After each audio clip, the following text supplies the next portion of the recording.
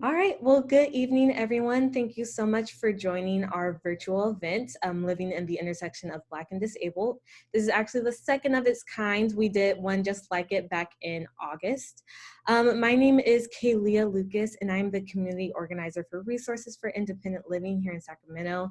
I love working here. It's given me such a huge opportunity to really learn the community and be able to collaborate with a lot of amazing people. So I'm really excited about that. I am really thankful for everyone who has come out. This is an important discussion for us to have. So these individuals on the panel really understand what it's like to be part of many different communities and very many different identities, sometimes ones that can be in conflict with each other. So I think by really taking the time to listen, we can broaden our understanding of how to be a good ally, as well as make our community a better place for everyone. And so before we get started, I do want to discuss a couple logistics. Today's webinar will be captioned. So if you're needing of that, you can turn on the captions on and off with the CC button that is along the bottom of the screen. So it's in that bottom menu. We also have ASL interpreters, Kimber Daly, as well as Juanita Butler. So you can pin them to your screen so that they will always be up if that is something that you need. We'll also be taking questions at the end, so you can use the Q&A option or the question option if you would like, or you could submit them in the chat box. During that Q&A portion, we'll like to reserve any spoken questions for those who are calling in or are otherwise able to use the Q&A chat box. And so yeah, you can you can go ahead and raise your hand by using Alt-Y if you're on Windows and Option-Y if you're on Mac. And if you're on the phone, you can do *9. If anyone has any questions about that, if I went too fast, just let me know. So yeah, this event is scheduled to run until 7:30 p.m. So we'll start with some opening remarks from the executive directors from both Resources for Independent Living, so from April, as well as the executive director of United Way California Capital Region. So yeah, then we'll move into the panels, starting with some panelist introductions and then jump into the panelist questions.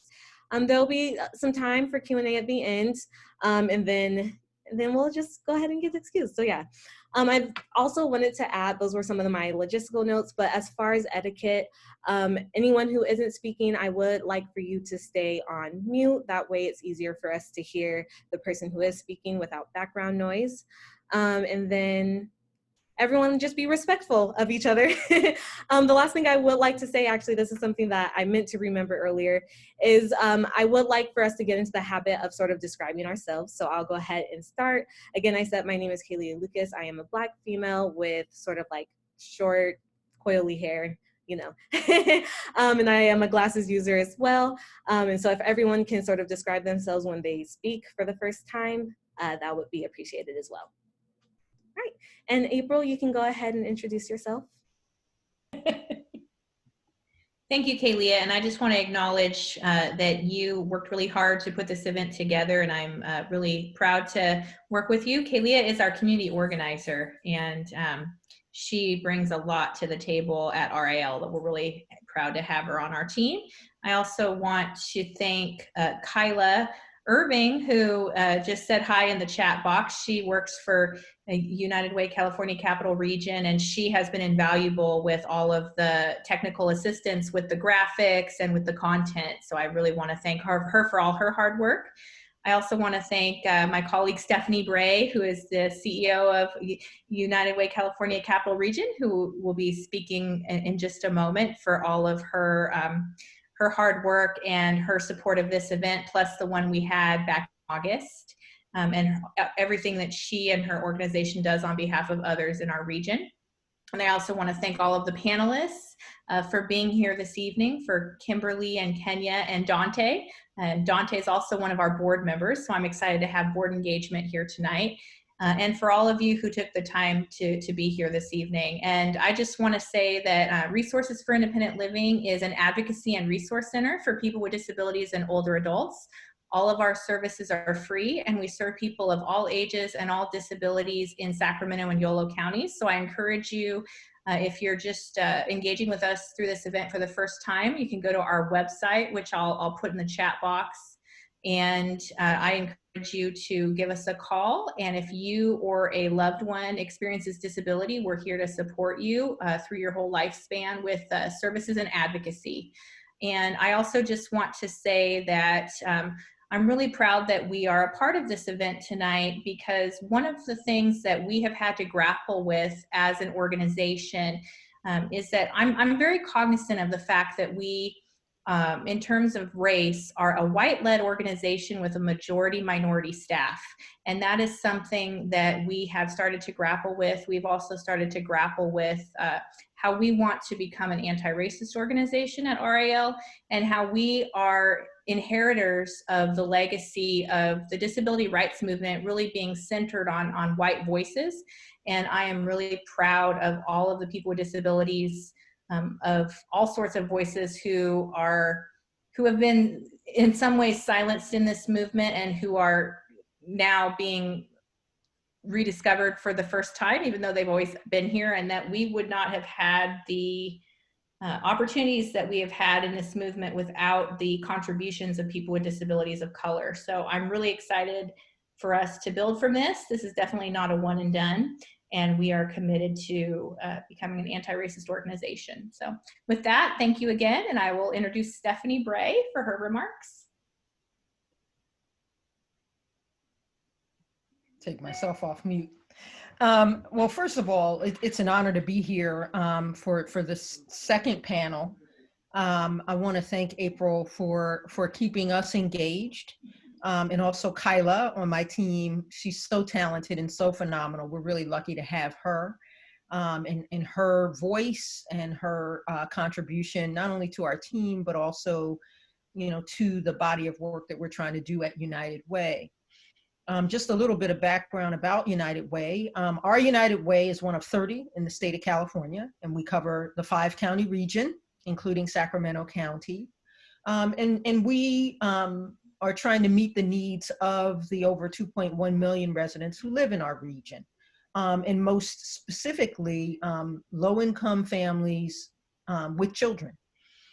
And so our signature work is the Square One Project, which is a collective impact model that is organized around education and making sure that kids not only are prepared so that they graduate from high school, but they also are ready for college or career. And we know that the more education you have, the less likely it is that you'll live in poverty. And so we're really proud of that work. We've seen some amazing results because we have centered those children and those families, and we've wrapped services and supports around them. And we worked in partnership with the school district, with nonprofit organizations and government, as well as the business community and community members themselves, to bring about these outcomes.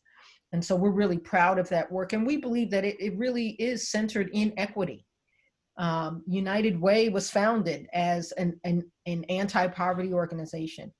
And we take that role very seriously here in our region, recognizing that people of color have the highest percentages of people who live in poverty. And I'm certain that a subset of those folks are people with disabilities. And so I'm going to go back and I'm going to reintroduce myself and describe myself. Thank you, April, for reminding us of that. I am an African-American female. I have short dreadlocks and I wear glasses. And I'm wearing a black sweater. And so just to go back to, this webinar is really important to me for a variety of reasons. One, I've really come to respect and admire April, who has taught me a great deal about the disability community. And, in learning about that community, I recognize that, for far too long, and just as April has said, you've always been there, and you've always dealt with the challenges of trying to navigate in a world that's not built for you.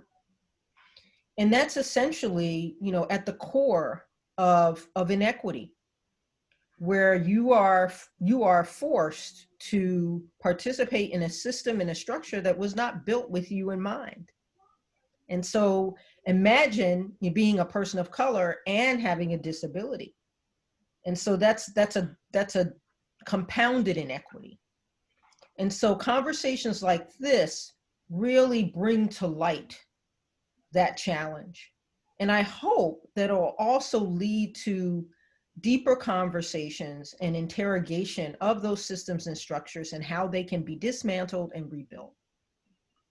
And so I really appreciate, and I'm really honored and humbled to be part of this. And I look forward to continuing this conversation into the future, because it's not only necessary, but it's absolutely vital to ensuring that everyone has an opportunity to fully participate in this region, in life, in profession, however they wish to walk in the world. Everyone is entitled to that opportunity. And so I really appreciate, April, thank you again. Thank you to the panelists for sharing your story. And again, reminding us, all of us, of our shared humanity and shared purpose. And I also want to thank our moderator. You look beautiful. I'm so glad to see you again. And again, I want to acknowledge Kyla for getting us involved in this. And so I wish you a great session. And again, thank you so much. Thank you. And I want to say that I forgot to describe myself, so I apologize. I am a white woman with short, brownish blonde hair and brown eyes, and I'm wearing a black sweater. Awesome. Thank you so much, April and Stephanie. I just appreciate all of y'all's support. And then again, for anyone who doesn't remember, my name is pronounced Kalia. I know that if I don't go slowly with it, sometimes people miss it. But yeah, thank you again, everyone, for being here. I'm going to start introducing our amazing panelists. The first, as you have heard from April, is an actual board member with RIL, Dante Allen. He is very amazing. I'm going to go ahead and let him have a chance to introduce himself. Thank you, Kailea. My name is Dante Allen. I'm an African-American man with a beard and a bald head, and I'm in what looks like a blue gradient void, which is an artificial background that I've created myself. I am a newly appointed board member to Resources for Independent Living. I also am a state of California employee. I'm the executive director for CalAble, which is a savings and investment program for people with disabilities. If you're interested in learning more about that, please feel free to reach out to me. Thank you so much, Dante. Kimberly, would you like to go ahead and introduce yourself next as well? Hi, everyone. My name is Kimberly Spears. I am an African-American woman. I have shoulder-length locks. I'm wearing glasses, and I am wearing a black sweater. It is an honor to be on this panel tonight. Thank you very much for the invitation. I work for the state of California. I'm also a filmmaker, producer and director and writer.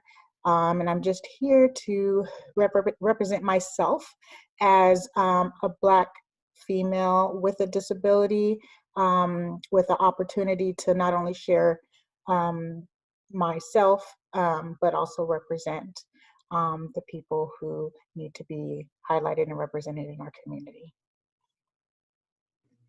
Thank you so much, Kim.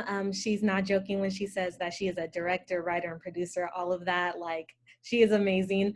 Definitely, if you get a chance, check out some of her work. Last but not least, of course, we have Kenya. Kenya, thank you so much for coming out, and I'll give you a chance to introduce yourself as well. Thank you. My name is Kenya Martinez, and I am a fat Black woman who wears glasses. I have my hair braided. It's coiffed in a bun, and I'm wearing a yellow shirt. I work for Disability Rights Education and Defense Fund as an education advocate. I got into the work because I have 2 children who have disabilities. I also have an adult sister who has a disability, and I myself have a disability. And so I'm just here to learn and to share whatever knowledge I can. Thank you so much, everyone. I just, again, want to emphasize how amazing and how thankful I am for the panelists that we have here. When I get into the questions, y'all can jump in at any order that you prefer. If it's too long, I might just say, hey, you can start speaking. But other than that, it's up to y'all. And again, I want to just encourage everyone to really put on like your listening ears tonight. The conversation that we're having is going to, I guess, differ last time a little bit, because we're going to more talk about like the experiences that the panelists have had within their identity. And I'm really excited for the perspective we are taking this time around. And I will also be having the questions up on the screen so that you guys can read them along with me. So I'm gonna go ahead and share my screen. One moment. There we are. And we're going to go ahead and get started with the first question. And that is, as a person who is both Black and an individual with a disability, what is an example of a space that met both your access needs and made you feel comfortable?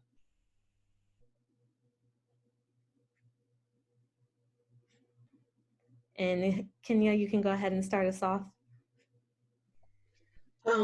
So I describe myself in my introduction as a fat woman because I always have identified as a fat person first before I'm a Black person first.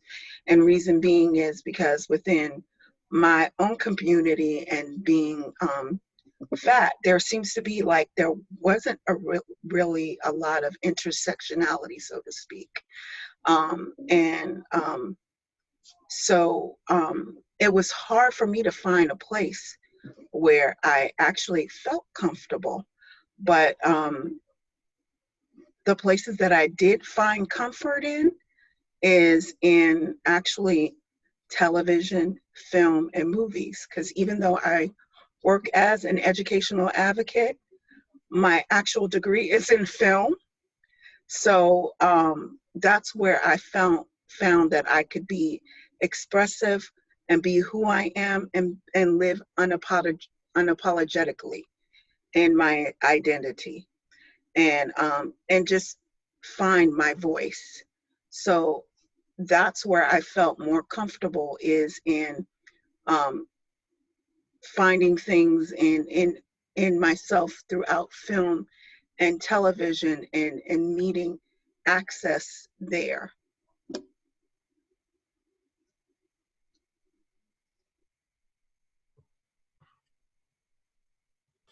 I'll jump in, Kailea. This is Dante. And I think the place where I've learned that meets access and comfort needs for me is, there are 2 really. And the first one I'll say is a recent discovery for me. I am the father of an 18-year-old daughter who over the course of the past year discovered her activist identity. And she got involved in the protests, and it was really around the George Floyd protests. And so she invited me to start coming to protests with her. And one thing that I'll say about, especially about progressive movements, they are very self-aware about the hierarchies that come before them. And so they are very mindful of recognizing and acknowledging people with disabilities in a way that is designed to be inclusive and respectful of whatever your individual needs may be.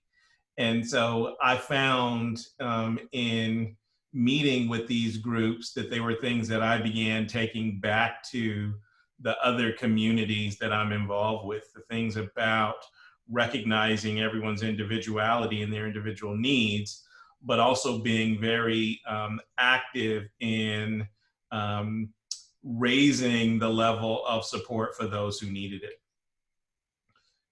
The other place that I'll talk about, and I have a background before I was with my current organization, I was in the Department of Public Health in the Office of Health Equity.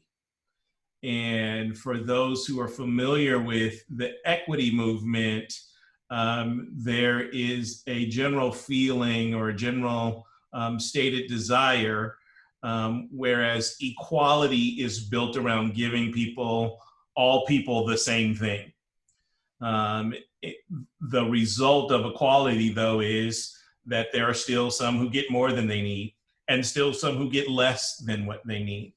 But in the equity space, it is centering the level of care and support around what your needs are. So an individual who, think about it, there's an image that really strikes me of three people watching a baseball game, and they can't afford to get into the baseball field, but they look over a fence in order to watch the game. One person is really tall and can easily see over the fence and see the game. There's one who's medium height, and if he stands on his tippy toes, he can probably see a little bit of the game. And then there's one person who's really short, and there's no way that that person can see the game at all. And if you think about it, and if this were an equal society, everybody would be given a box, right?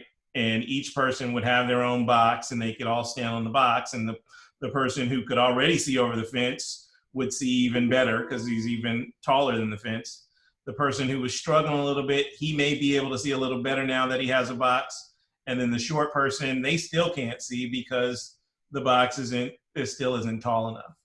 But in an equity society, the person who needs the biggest boost, the shortest person, may get two boxes and finally be able to see the game. Whereas the person of medium height would have their one box and see the game and enjoy it. And then the tallest person would get theirs or not have a box at all and still be able to enjoy seeing the game. So it was that equity environment that made me feel most connected from a physical and an emotional standpoint to really address what my needs were.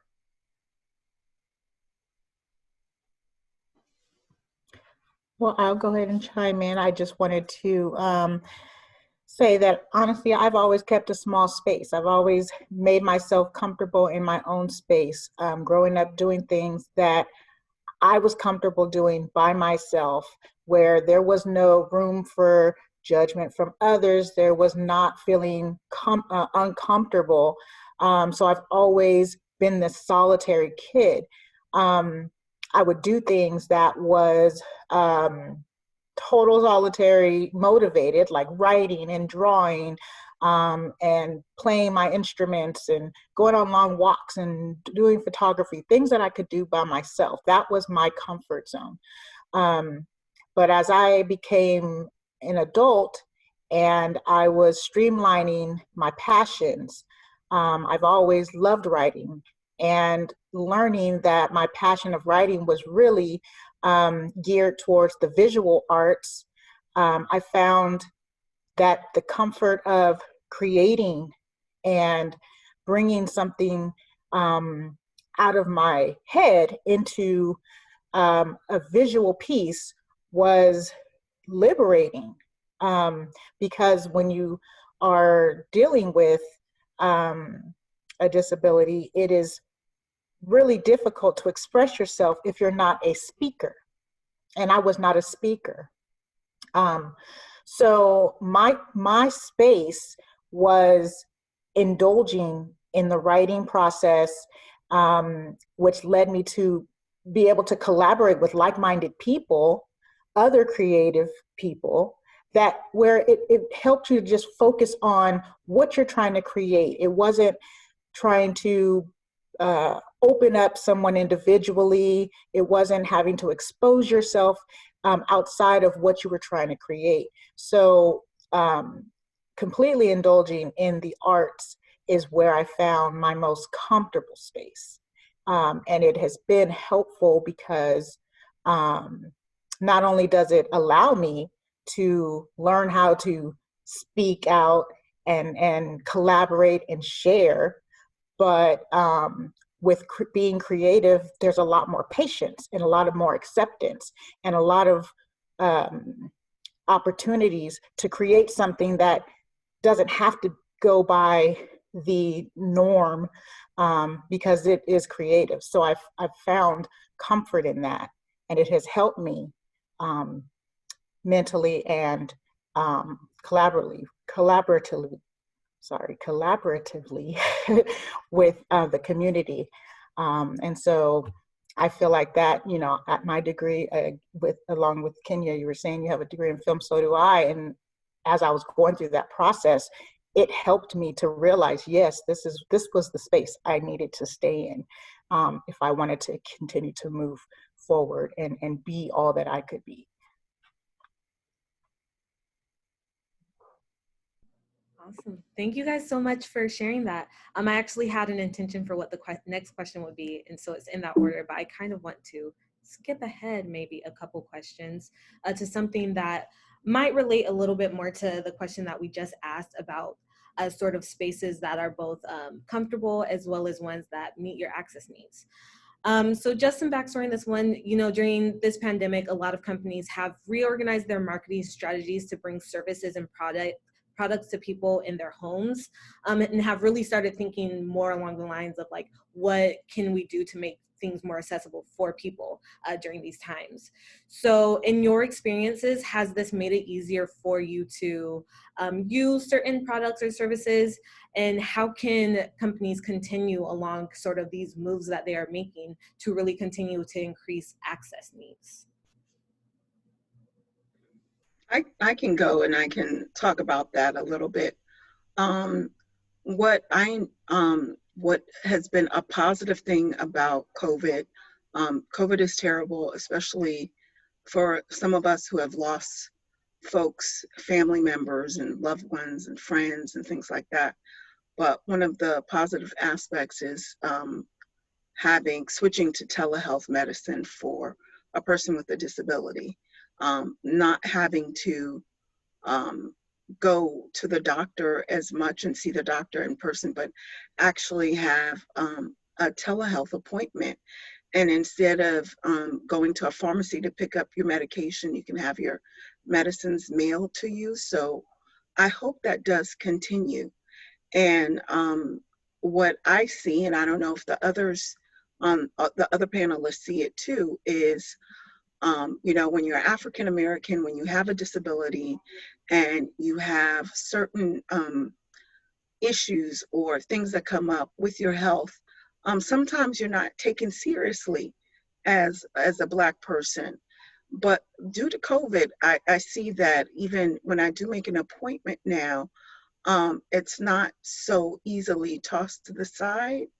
So I think because of that, in combination with something that Dante brought up, you know, the George Floyd murder has given folks, I think, a conscience to actually listen to some of the things that us Black folks have talked about and has been saying for years, especially when it comes to our health. So that's what I see, and I do hope that that access for us continues.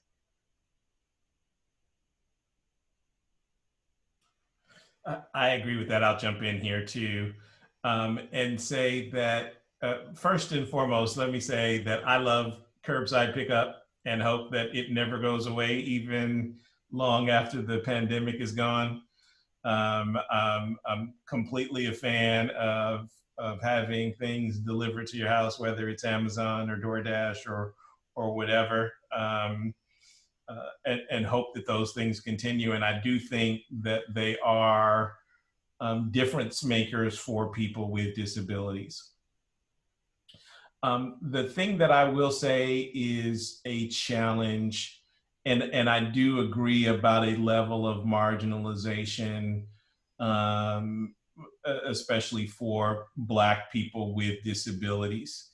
And I think that sort of the nonverbal communication that comes with being able to share a look with somebody or give a smile in an environment where you're wearing masks all the time it is a challenge, and it creates a challenge, especially for Black people. And I think as a Black man specifically, there are traits that sort of conflict with one another.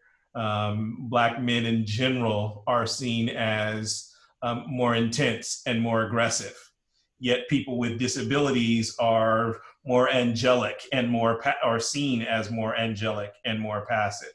And so when you have that sort of conflicting stereotypes or tropes, it can be difficult to navigate, especially when one of our most effective means of communicating, the looks that we give or the facial expressions that we have been diminished. And so I would say that COVID has definitely impacted me in a way. I'm very good at expressing myself when I feel like I want to, but less so at being vocal when I feel like it's unnecessary. And I think COVID has required me to become more vocal because it's just another element of my communication that is different. And I can't help but think about, too, that the folks who rely upon whether you're hearing impaired and read lips or, you know, you really rely on visual cues to be able to communicate. I can't help but think that that is impacting them as well. And in addition to that, I mean, I love the fact that, you know, we have Amazon. I probably should buy stock in it by now, as much as I've utilized them over COVID, over the course of COVID. But it also has given an opportunity for, even outside of the health portion of like telehealth appointments and things like that, that companies are becoming more virtually open to people, where, you know, a lot of times we have to go out and get introduced to companies, and we only could do business in person and things like that. But because of COVID, the pandemic has allowed a lot of companies to become creative, to find ways to communicate their products and their services over the internet, or, you know, we do get our commercials, but this is a digital world. And for everyone to find ways to tap into homes and into individuals for their products and services is phenomenal. I mean, we're able to be in the comfort of our home for people who are not able to always go out, for you know, the elderly to not be able to have access, you know, through transportation purposes or something like that. There's things that's coming to us in the comfort of our own homes, where we can still live life the way that we are able to, but in a different way. And that would not have happened had COVID not happened. And I would say that's probably the only thing that was great about this pandemic, trying to be positive about it, is that we have a lot more access to things that we're able to engage in and still find, you know, happiness and meet our needs. So that's huge. I just wanted to add one more thing, and that is, even though, you know, we do have the privilege of getting things like telehealth appointments and things in our home, I would be remiss if I wouldn't talk about what a privilege that is for some of us, because most of the folks that we know, especially people of color, Black people, are living below the poverty line, and they can't afford things like Amazon membership or or and I'm not picking on Amazon or anything like that because I love Amazon, but you know, I just don't want to forget about our brothers and sisters who do not have the internet access service to order these products. So I hope that moving forward, that we as a community, especially as a disabled community, especially as a Black community, think about how we can help those who don't have the privilege of having things come to their home because they just don't have access. They still don't have access. Right. And Yeah. thank goodness for, you know, the distance learning that we've been introduced to, the opportunities from the schools to provide Wi-Fi, even for those families who are low income, who cannot afford, you know, Xfinity and AT&T and all these different services that can be sky high for some people. I hope that there's other companies that do start to provide those types of services for income qualified families, or the disabled, to allow them to have the opportunity to gain access to other things that they wouldn't ordinarily have. So thank goodness that that's a great example of, you know, trying to give access to others. Right. I know that that is doing a lot to kind of decrease the digital divide that we have, and I feel like that is a great step that we can take in terms of, you know, meeting people's access need, is addressing that. Let me go ahead and pop back some questions. Okay, there we go. So the next question, you can get as personal or not as personal with this as you would like. But as you were coming into your identity as a person with a disability, whether this was early on in your life or something that came later on, what were some of the fears you had and how did you overcome these fears? I'll start out with that.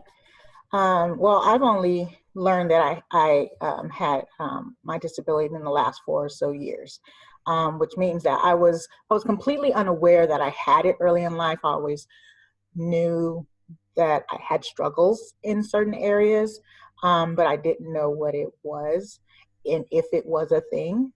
But when I was diagnosed late in life, it was scary. And but it was a relief at the same time because it answered a lot of the questions that I had always had for myself. Growing up, I thought, you know, it was odd that I had a hard time, you know, concentrating or retaining information or being fidgety, why I appeared forgetful all the time, why I misplaced things all the time, or even just constantly changing my activities. Learning about myself was,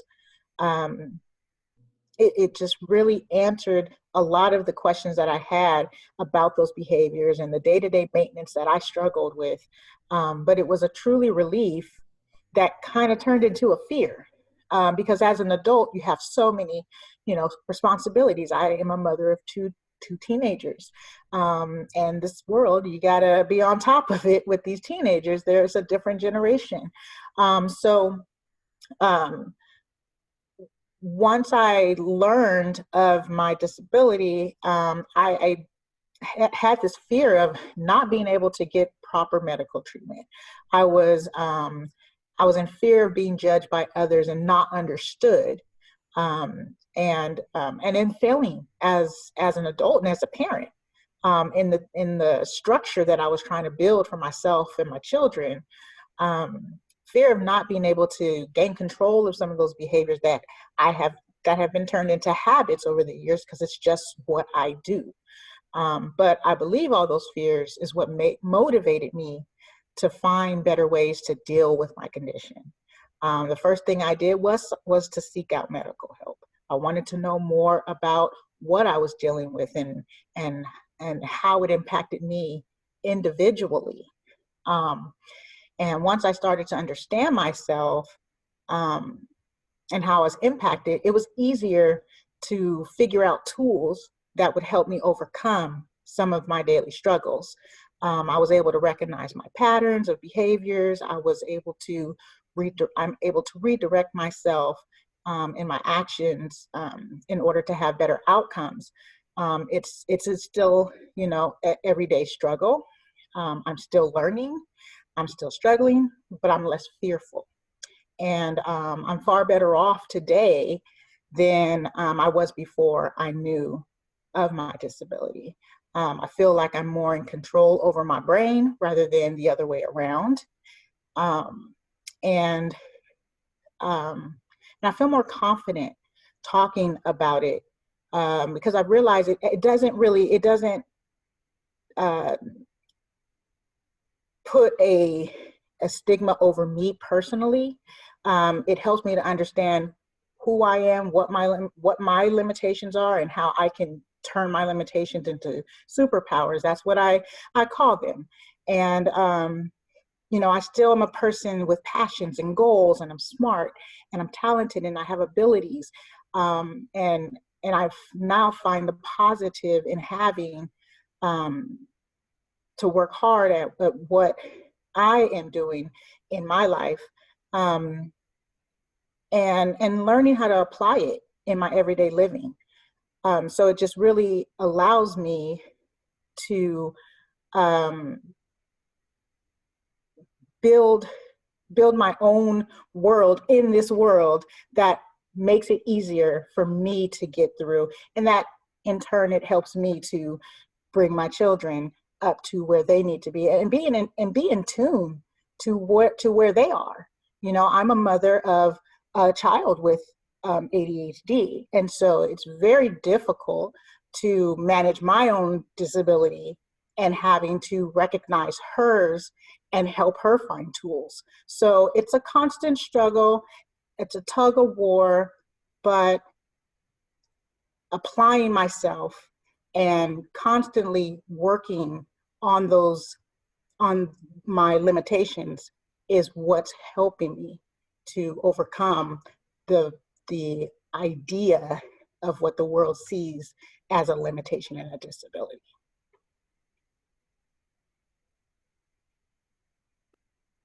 I'll jump in here, and I'm really fascinated with this question, and it is around the idea of having fear as a person with a disability. And I feel like I got to go a couple of steps back to really articulate what that means to me. I was born with spina bifida, and have been a wheelchair user for most of my adult life. But when I was younger, I had the orthopedic shoes. I had the bathroom issues that come with the partial paralysis caused by spina bifida.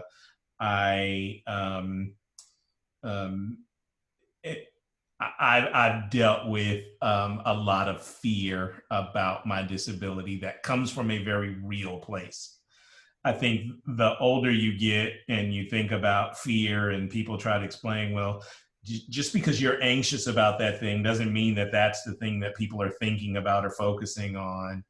And when you are a young person with a disability, kids are not shy about laughing or making fun of you and all those things. So the things that you are afraid of you have tangible evidence that it is an impediment in your life, that there are people who are singling you out and diminishing your role in society because of your differences. And so I, for most of my life, have lived as what I would call a closeted person with a disability. And that is fully acknowledging that I do not have the ability to hide my disability. I'm in a wheelchair. If you can see me, you know that I have a disability. But I would approach it as if you never brought it up, neither would I. I've never in my entire life asked for any kind of reasonable accommodation. And as a matter of fact, I would go out of my way to demonstrate that I didn't need anything additional than what I perceived anyone else would need. I've worked in environments where I have been around very powerful executives for much of my career, and I was specific not to make anyone feel like they had to do anything to care for me. And it has been an incredible burden that I have carried for all of this time. And I think, moreover, I was in that environment of pretending that there's nothing different about me. It denied me the opportunities to find others who may be sharing some of my anxiety or some of my fear, to be able to bolster myself. So I would say that this has been one of the major challenges of my life, if I'm being honest. I think that while I've gotten a pretty good coping mentality from it, I think it still has given me tremendous shame that my body doesn't perform the way that I want it to when I need it to. And there's fear that those things are held against me. And how have I overcome it? I think that there's an assumption that that you do overcome it, and I'm not completely sure that I have. But I think one of the things that I am doing to attempt to overcome it is to be very authentic about it when a question like this is asked of me. To show to other people that no matter how I present, and hopefully I present as someone who is very confident and well put together and can manage just about any situation, that it is a tremendous challenge each and every day, more than I can fully put into words, but feel like I have to say it is often a struggle. And there are days where I get the better of the struggle, and there are days when the struggle gets the better of me, but still I persist. And so this was a fantastic question. Thank you for asking it, and I'm very grateful to answer. And before Kenya goes ahead as well, I also just want to say thank you to all three of you for being vulnerable with us today. That is a hard thing to do. And it's one of the reasons why I really wanted to ask this question during this panel, is because oftentimes I know from my identity within the Black community, we are expected not to be vulnerable. You're expected to be strong, like you're expected not to show emotion, but life is hard. And I want there to be a space where we can live within that truth and share that with each other, and show each other that it's okay to ask for help. It is okay to be vulnerable. It is okay to be here for each other. So yeah, I just wanted to add that in.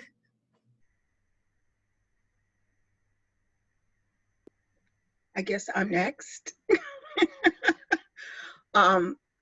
So as far as coming to terms with my identity, it wasn't until actually I have a child who is visually impaired, and my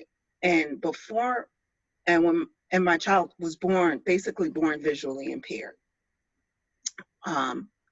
So as my child began to get older, and I decided to go back to school, and I actually took a disability awareness class. And that's when I came to terms with my own identity within myself and in other folks in my family, because what I perceived as learning disabilities was not actually a learning disability. It was something else. And and actually, I don't like using the word overcome, because to me, it implies that we have to be these super people as a person with a disability. And I personally don't believe in that. That's not something I feel that we should do, especially as Black women. especially as Black women, because I feel like as a Black woman, we wear the weight of the world on our shoulders, but particularly when we have a disability. And so as far as overcoming, no, I just live life day to day and try to speak in my truth and tell people who I am. I think the biggest thing that's happening to me is actually admitting that I do have a disability, and even putting it in my tagline in my emails. So that way folks will know this is who you're talking to, this is who you're dealing with. And even though this may not be a part of the question, but I think it's more important that more Black folks come out as saying that they have a disability, whether it's invisible or whether we can see it or not, just so there is no more stigma with it anymore. Because I'm sick and tired of, as a person with a disability who actually lives in the Black community and has this intersectionality, that I always have to explain who I am. And I don't want that to happen with my children anymore. Why can't we be the two things? So I don't know if that answered the question, but I'll just leave it as that. That was excellent. Thank you so much, Kenya. Moving on to our next question, sort of I wouldn't say this is the flip side of fears, but this is also what comes from that place of vulnerable, is you gain strength. Anything in life that challenges you makes you stronger. I truly believe that. And so going along that line, what strengths have you gained as a result of navigating the intersection of your identities? Well, I'll say this. I love being a part of the disability community because to me, I feel like I found my tribe, my actual real tribe. Whereas and I would love to find more Black folks who identify as having a disability so I can be around them, so I can have even more of a tribe, so to speak. So I don't have to necessarily pander to one thing or the other, that I can be both. Because when you are talking about Black issues, usually in the context, disability is not included. And when you're talking about disability issues, it's kind of, for lack, it's an afterthought. So why can't we combine both? So I'm still trying to find that place and gain that strength, but having this dual identity, like Kimberly was saying, does make me feel like I have a superpower, but at the same time, I have to recognize that I'm not Superwoman. So, yes.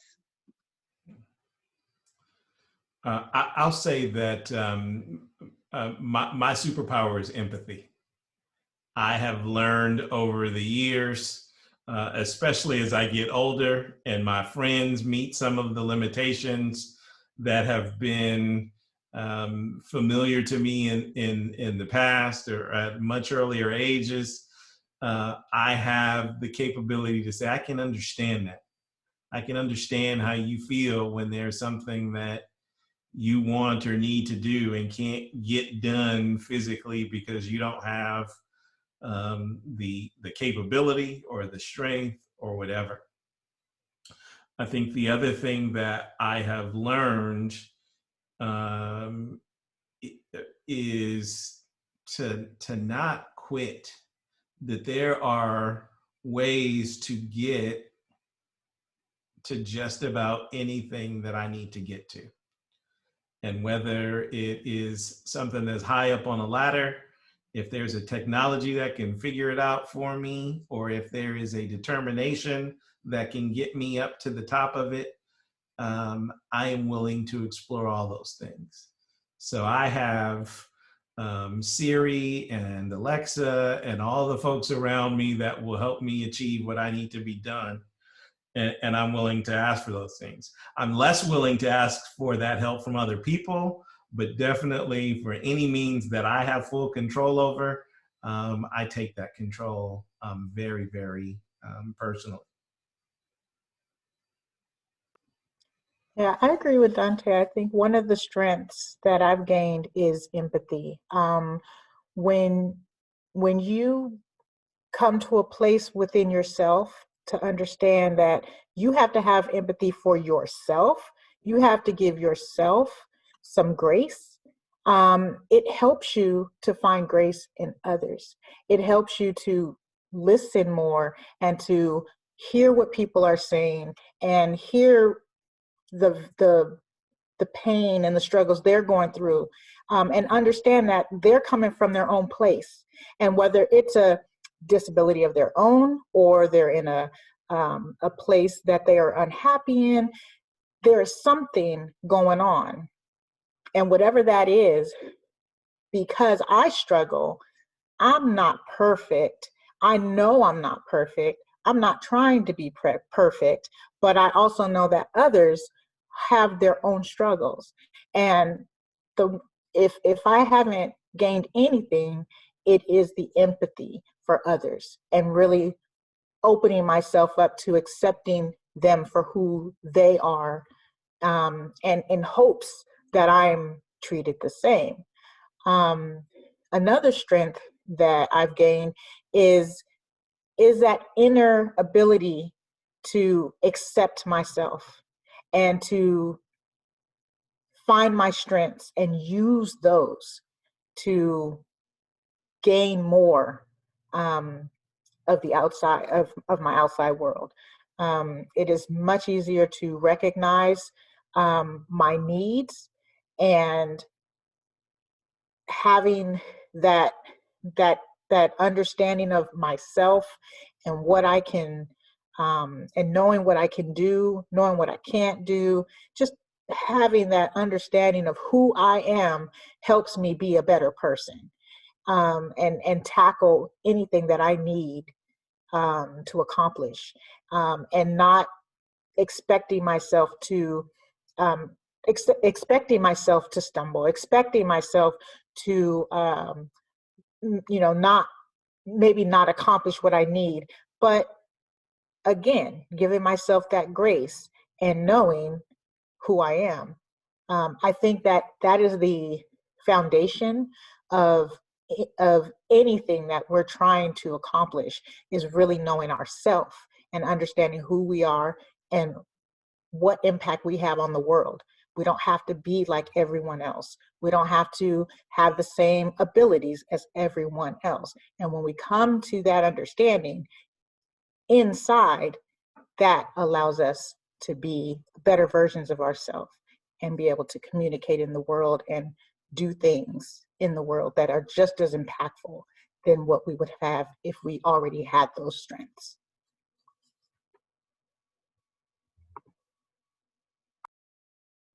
Thank you so much, y'all.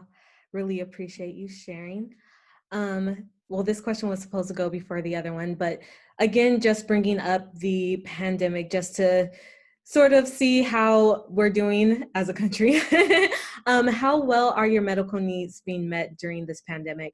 I know that it is, from what I have gained, a struggle for, in general, people with disabilities to be getting the medical care that they need.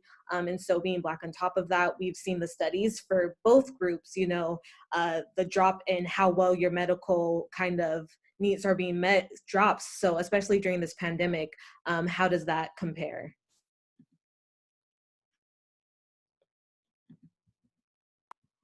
Well, I'll just say that, you know, back from what Kenya was saying about the telehealth, availability, um, having access to your doctors, and any type of resources that, meets your medical needs is, available, virtually. And it really does help in keeping not only a routine treatment, but also consistency for yourself.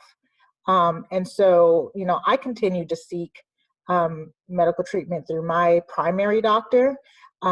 She's been my doctor for over 10 years. She knows my medical history in and out, and it makes it easier dealing with the pandemic that I'm able to call on her. I don't, now they have it where you can send emails to your doctor.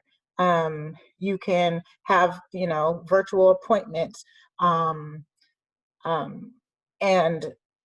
having that available helps me stay on top of my medical treatment, not having to worry about, oh, I can't go into the doctor's office, it's COVID, and, I'm scared of this, I'm scared of that. It keeps my medical treatment in line. Also, in addition to medical treatment, I incorporate coaching, because the virtual world is here, it makes it open and available for me to continue coaching, receiving coaching on my disability, on just life in general. And, without these Zooms and these telehealths, I would have to wait, and when you wait, that means that you have to hold on to something until you're able to, get it taken care of. But you don't have to do that. And so during the pandemic, it has increased my availability to have access to my doctors. And I think that's just been so awesome. I love the flexibility of it. I'm sorry, Dante. I didn't know you were going to go. No, go ahead. No, I was going to say that I agree with Kimberly too.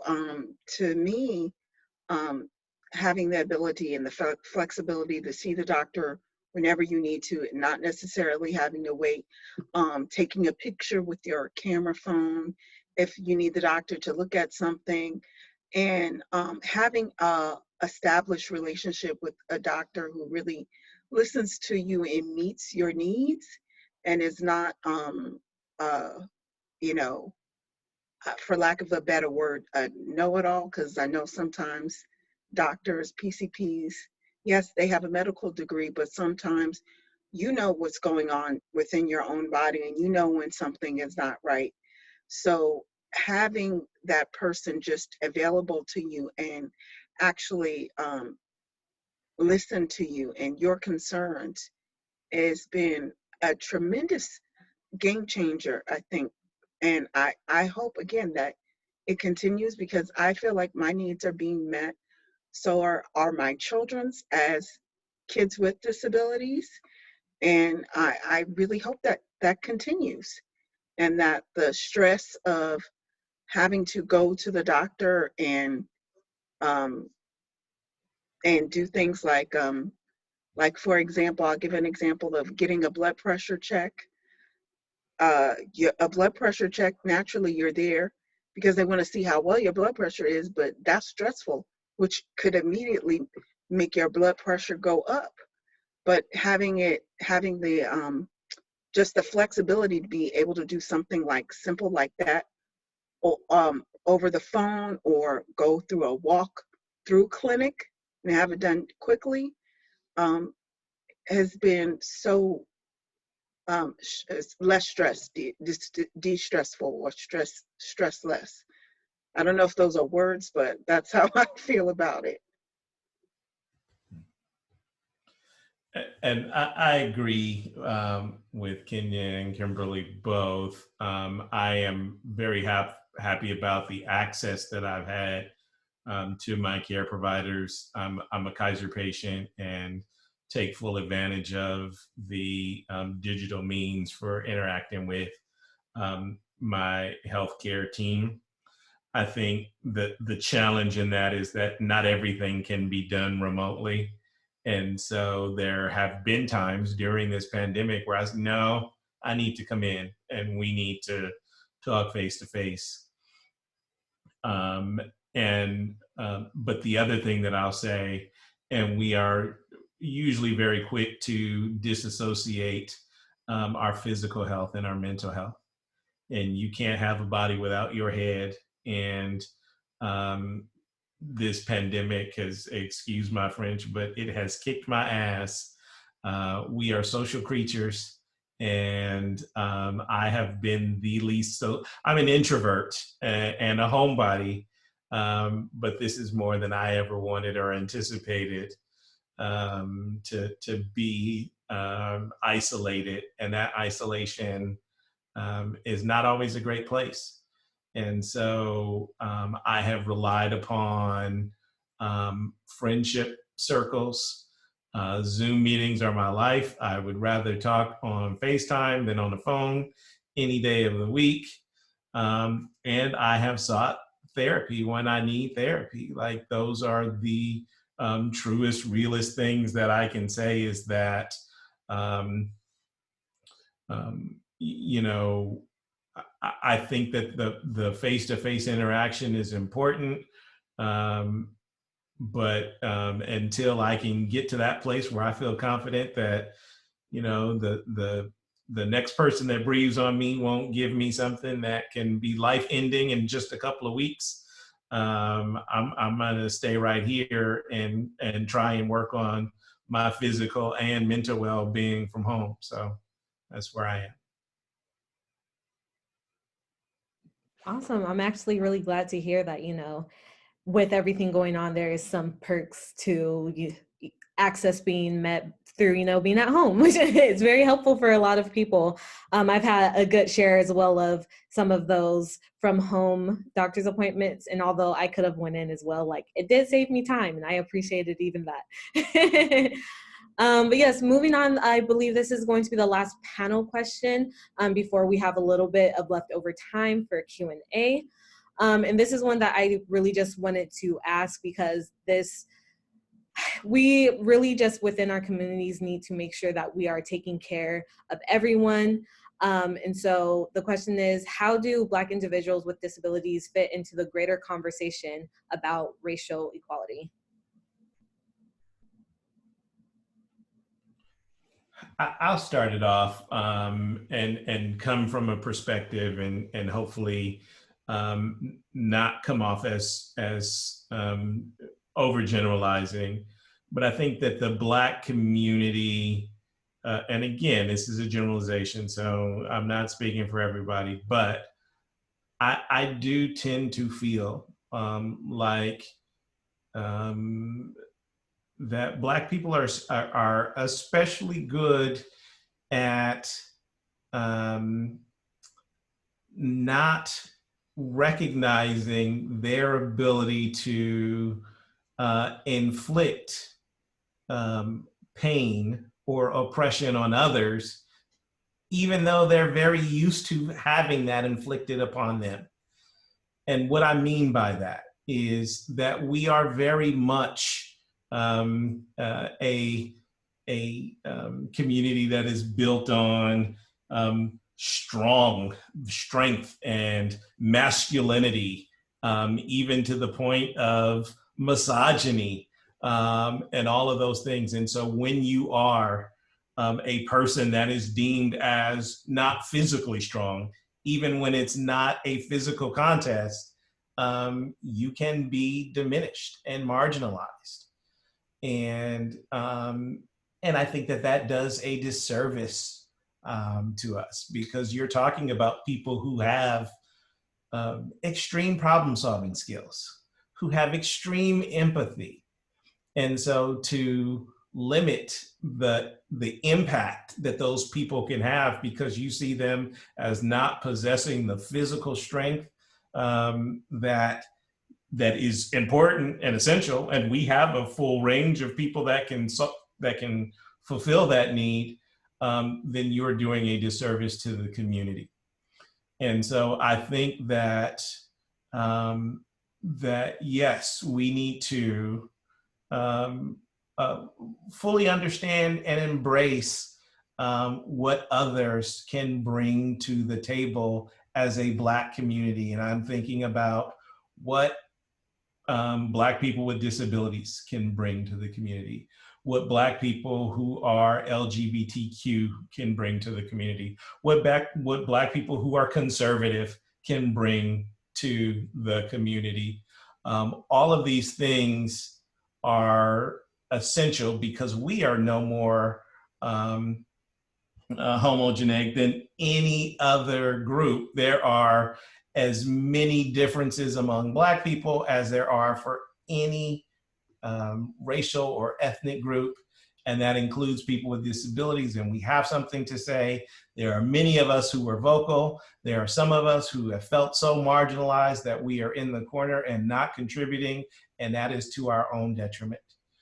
So I would say that we definitely need to engage. And so if you are, if you know a person with a disability, reach out to that person, invite them in, put some equity on the table. And I would rather see this question be a conversation about racial equity rather than equality. Remember, in equality, everybody gets the same thing, but that means that somebody is getting left out.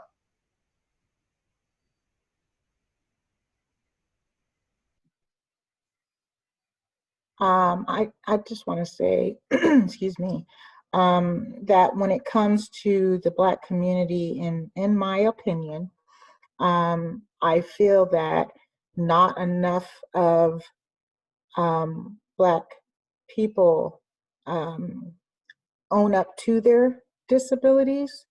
I feel like we have this idea that therapy is bad.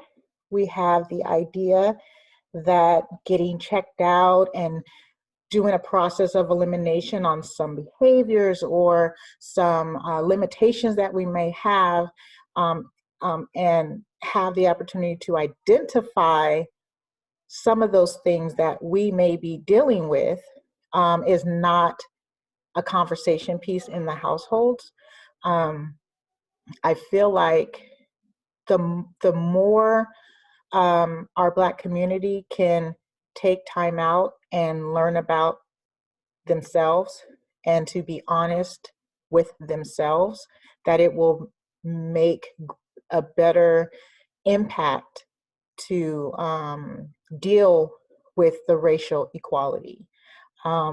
Because a lot of times our Black community is being highlighted for a lot of the Black characteristics that we may hold, that we should not be identified as. We're human beings, we're human. And we have a place in this world to be our greatest self. But then there's things that we can do to create better family structure, that can create a better opportunity for ourselves.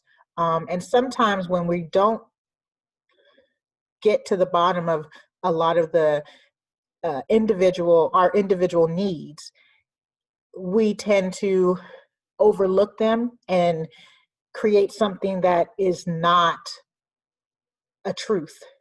And I feel like because we're overlooking that part of ourselves, that it creates a domino effect of other issues that could be avoided.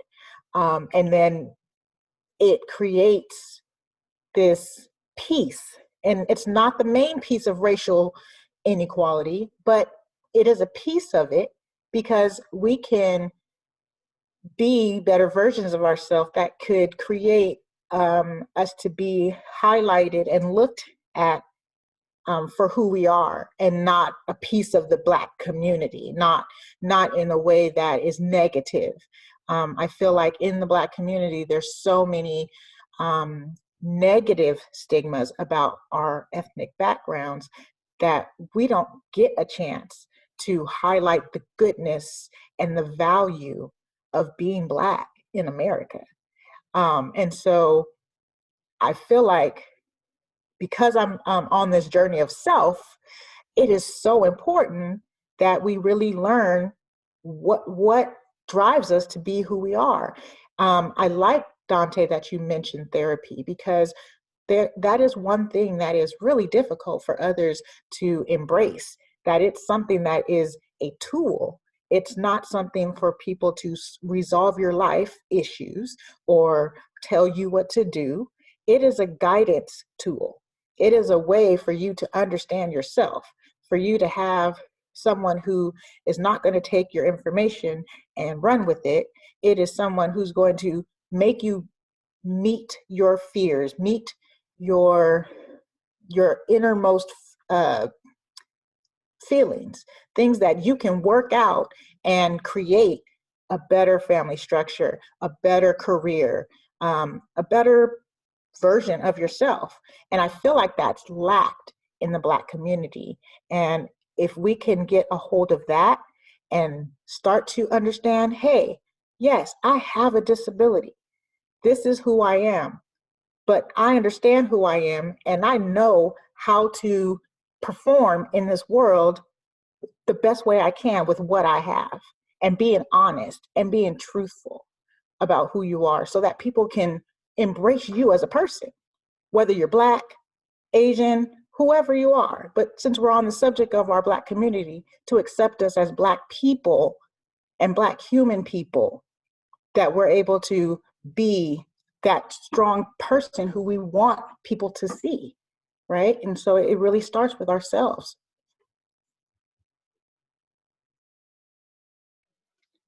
Yeah, I just want to say you're going to, as a Black person with a disability, go where you feel most loved. As a mom to a child who is visually impaired, I say this a lot to folks. My child lives in having this particular disability. They are a part of a marginalized community within a marginalized community. So, and that goes for the hard of hearing and deaf as well. And that's something, as a parent, as an educational advocate, that annoys me, that that particularly blind, low vision, hard of hearing, and deaf folks always get the short end of the stick, particularly when they're Black. And there's not enough being done. There's not acceptance. So for me, it starts with accepting individuals who are even marginalized within the disability community. If we can start there and make those folks feel loved, then maybe we can have a greater fit and talk equality or equity better. The other thing I wanted to add was providing a seat at the table for folks. I think it was Shirley Chisholm, and I always mess up this quote because I'm not perfect, which is if they don't make a space for you, or to bring a folding chair. And so that is something that I hope that listeners and people take away, is that we as Black people, we're trying to make spaces for ourselves, but if you can, make spaces for us too. And my call to action is to make spaces for folks who are marginalized within the disability community. That's my call to action. The ones that, and it's only because it's my child, the folks who are low vision, who are hard of hearing and deaf, and that's because they're usually forgotten about. So I'll just end with that.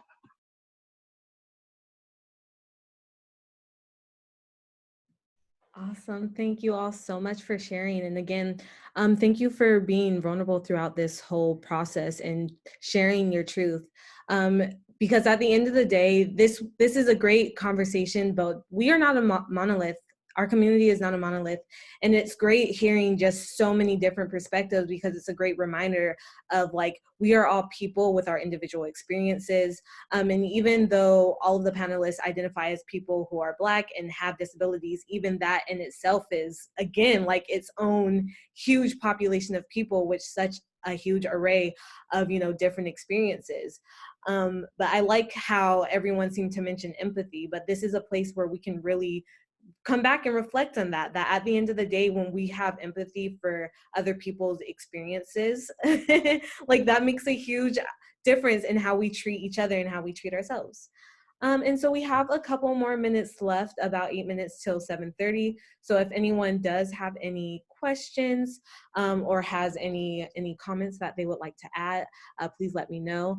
Again, if you are on the computer, you can go ahead and raise your hand and I can unmute you. If you are over the phone, you can use *9 to raise your hand and I can unmute you that way as well. And you can also put your questions into the chat box.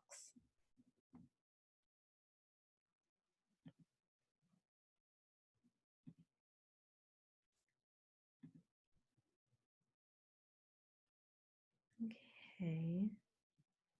I don't necessarily see any. Hey, Leah, I do see somebody that has their hand raised. Okay. It's a number. Okay. Yeah, I see that as well.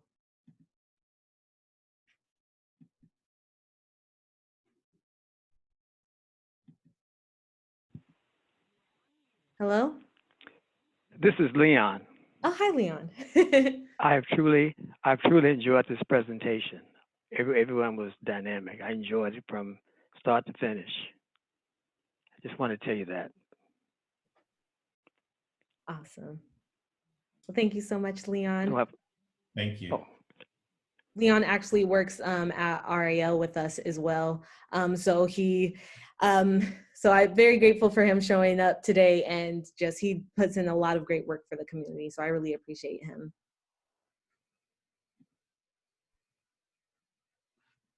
All right, does anybody have any final comments or anything like that from the panelists or from the participants? Kaylia, this is April. We have a comment. Jeff Tartagia, who's also on our board, says, thanks. Will you see what you can build in the future? We'll see what you can build in the future. Mm-hmm. So a good, positive comment.